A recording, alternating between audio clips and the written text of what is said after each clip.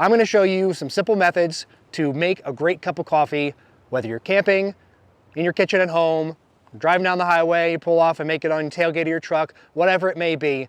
This is some very simple gear that you need to brew an excellent cup of coffee. This episode is brought to you by my friends at Pine Grove Premium Outfitters, who supplied some of our cooking ware from GSI, and my friends at 4 Low Coffee Company, located online, based out of California. They will ship you the freshest coffee beans that you may have ever had right to your doorstep. And it's as simple as a few clicks online. A couple days later, they've got freshly roasted beans in your cup.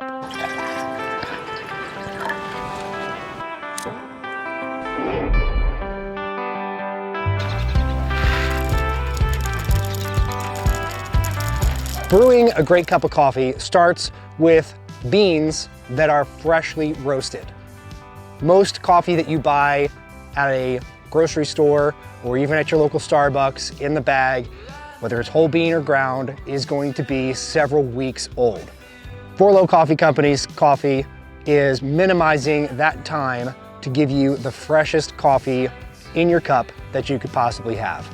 I have not had a cup of coffee this delicious since a friend of mine who moved away used to roast his own coffee in his garage, and that was spectacular. This is as good or better. I'm going to show you 2 brewing methods here today. One is just your traditional pour over, which is not that far removed from your drip coffee maker that you use in your kitchen, or maybe your parents used, and you just put the coffee pot in, put the grounds in the top of it, press the button, and it runs the water through it. That's essentially what we're doing with a pour over, but we're controlling it a little differently. I have another method from GSI that packs up a little bit smaller, a little bit easier to clean, and that's a great method too for making just a small cup of coffee. So the main pieces of gear that we're going to be using today are, of course, a tea kettle for heating up water. I really like this stainless one from GSI because it's durable, stainless, and the smaller spout makes it easier to control than like a tea kettle that you might pick up at Walmart that has a gaping spout. There's no reason for a tea kettle to have that, and this one just makes it a little easier to control the water, as you'll see. This also has graduations on the side, which make it easy for metering your water, which can be helpful, especially when you're camping on a little portable stove. You're not using gas that you don't need to heat up more water than you're going to need. This is I just used this yesterday, so it's a little bit damp inside still, but this is a very nicely packable silicone pour over from GSI, and this just takes either like a cone style filter. Number 2 is the filter size, and this will go on your mug. So like my Yeti mug here, I just set that on top, put a filter in, put my grounds in there, and that's brewing method number 1. The other method that we're going to use is this little gadget from GSI called the Rocket, and you'll see why it's called the Rocket here in a second. This uses a permanent filter, so it's a stainless steel micro perforated little job here, and this little funnel on the top. So the filter goes into that, just presses in. These little legs flip out, that's the Rocket where it gets that name. And then this just presses into here. I'm going to press that all together tightly when you do it, but the coffee grounds go inside of here, and then that just goes together, and then you fill this with water, and that's your brew. So my cup is 16 ounces, and if I make 2 cups of coffee grounds in here, this is about perfect. This is just a hand coffee grinder. I'll put a link to it on Amazon. These are a little bit pricey, but if you make coffee for 1 or 2 people on a regular basis, this is really a decent size. You can make either a small cup like this or a travel, tumbler like this out of one of these. And hand grinding it is not that awful. I've had a lot of people tell me I can never hand grind coffee because it's just too much effort. I find this whole process to be kind of meditative, kind of therapeutic, and just the smell of freshly ground coffee, especially a freshly roasted coffee like this, is relaxing. So this is the broken axle, and with this little Hario I fill the hopper almost all the way full. And then you can see as you're grinding it how full it's getting. If you need to stop, you could always pour the unground beans back in with the coffee if they haven't been out too long. I'm gonna run a stopwatch on this so you can see how long this actually takes. I'll speed it up, but you'll be able to see the actual time elapsed for me to grind 2 cups worth of ground coffee.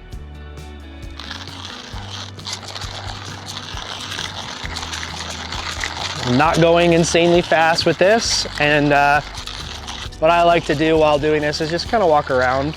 You know, you can do some other things while you're doing this, set it down if you need to, but it's really not that much time.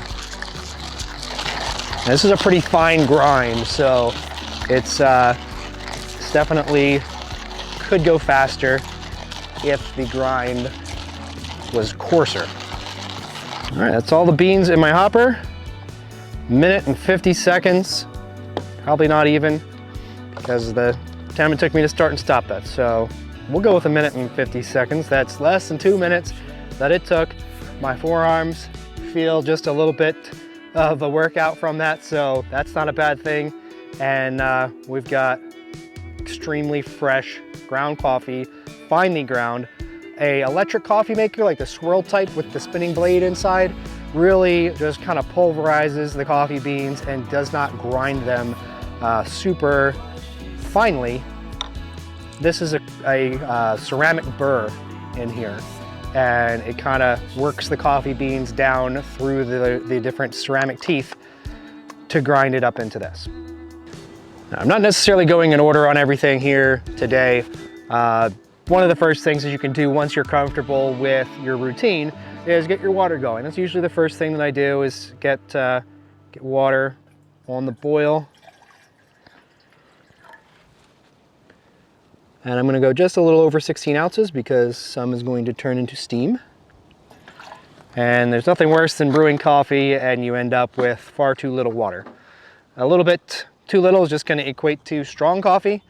Much too little is going to be, you know, you're gonna need to be warming up more water, which is going to just throw off your flavor altogether. So it's windy out at my campsite here. Gonna need to put up my homemade wind shield. Wind's coming from behind me.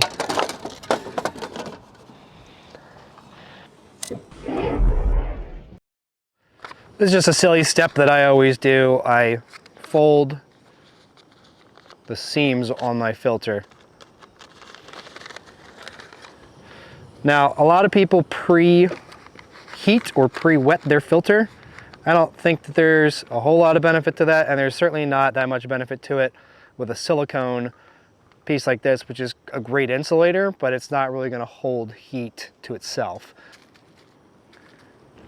Nice fine grind, and not a lot of chaff in that. The lighter stuff is chaff from the coffee beans when they're cracked in the roast.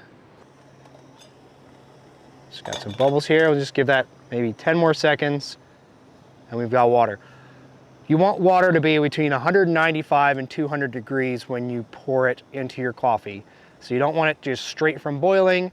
About 30 seconds off the boil is perfect.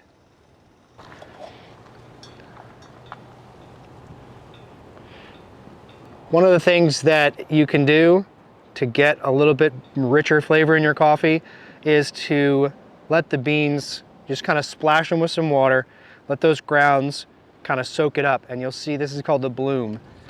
As the coffee begins to kind of expand, the air comes out of it, a really fresh coffee will have a larger bloom. And I know that's a coffee nerd thing. We see all these air bubbles coming out of it. That is being released from the hot water and the brew.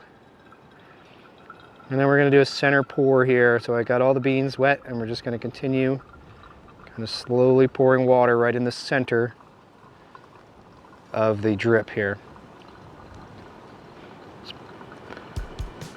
If you get ahead of yourself and there's too much water in there, you just stop and let it go, let it brew through there for a minute.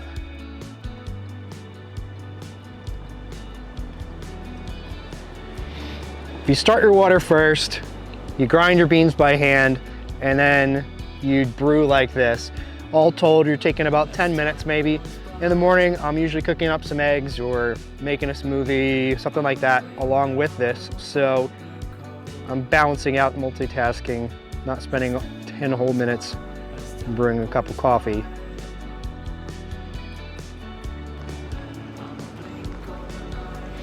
The main thing you just don't want to have happen throughout this process is for your water temperature to change drastically, because that's going to really throw off the brew. All right, I've ground the beans a little bit coarser for this because of the perforated permanent filter. If you grind the beans too fine, the water takes forever to go through, and you get a sludgy cup of coffee.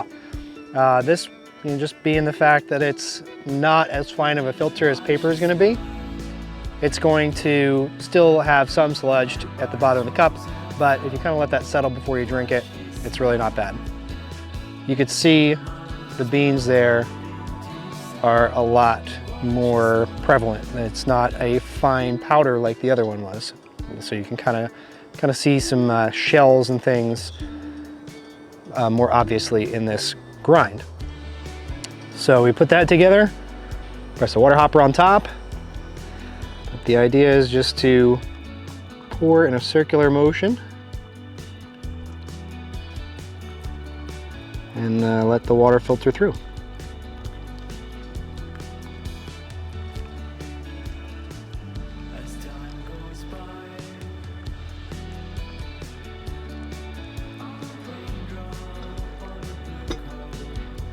The nice thing about this particular gadget for brewing is that it packs up really nicely. It could fit inside of a mug. It doesn't quite fit inside this little mug, but it has no waste because it's a permanent filter, and all you need to do is rinse it out to be able to pack it away and reuse it. You can probably see in the footage here a little bit of darker area in the bottom of the cup. That is some coffee ground coming through in the brew. Not a terrible thing, but you probably don't drink this to the last drop. You don't have to enjoy your coffee black, but when I'm camping, I pretty much always do. This is a really smooth cup of coffee and I'm enjoying it a lot. Again, it's 4Low Coffee Company. They're outdoor and four-wheel drive enthusiasts. They care about the four-wheel drive community, and they make some of the freshest coffee beans that I've found. Check them out, 4Low Coffee Company. We've got a discount code for you guys to use on your first order through them. I know I'll be ordering again soon.